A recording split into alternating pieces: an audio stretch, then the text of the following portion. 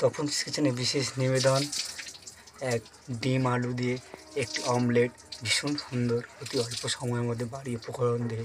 পুরোটা দেখুন এবং ভালো লাগলে একটা লাইক করে দেবেন। নমস্কার বন্ধুরা, অনেক দিন পর আপনাদের জন্য নিয়ে চলে এসেছি এক নতুন ধরনের স্ন্যাক।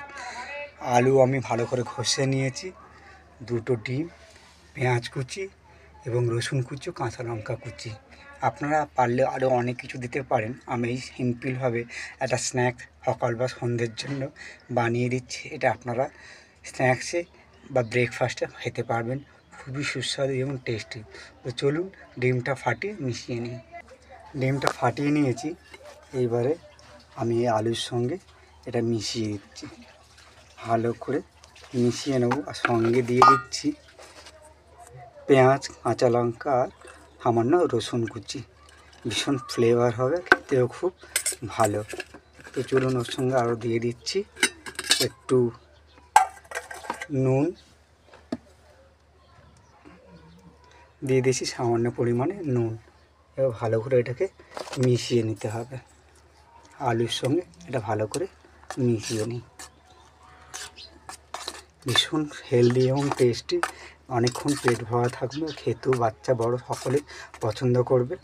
আপনারা পুরো ভিডিওটা দেখতে থাকুন। কড়াই পরিমাণ মতো তেল নিয়ে নিয়েছি।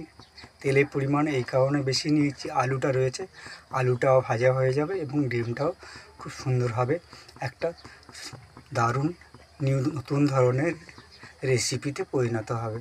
আপনারা দেখতে থাকুন।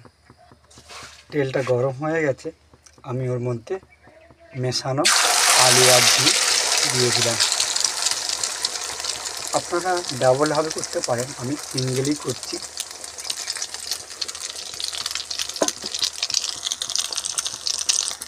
আমি আস্তে করে ডিমটাকে স্প্রেড করে দিলাম। এবার হালকা করে ভাজা হয়ে গেলে আমি ওটাকে উল্টিয়ে দেব।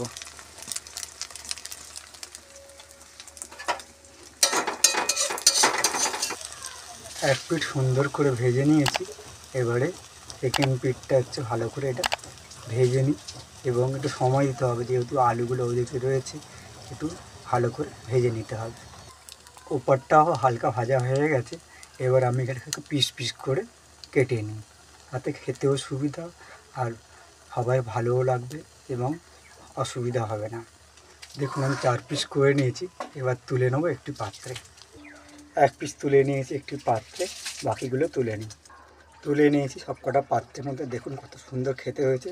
চলুন আপনাকে রিপ্রেজেন্ট করে দেখায় আপনাদেরকে। বানিয়ে ফেলেছি আপনাদের জন্য অতি অল্প সময়ের মধ্যে, ঘরোয়া উপায় এবং খুবই টেস্টি হেলদি সকলের জন্য। আপনারা ব্রেকফাস্ট বা ডিনার লাঞ্চও বানিয়ে ফেলতে পারেন এত সুন্দর একটি রেসিপি। যদি ভালো লেগে থাকে একটা লাইক করবেন। ভালো থাকবেন, সুস্থ থাকবেন। দেখা হবে অন্য এক ধরনের রেসিপি নিয়ে। ধন্যবাদ।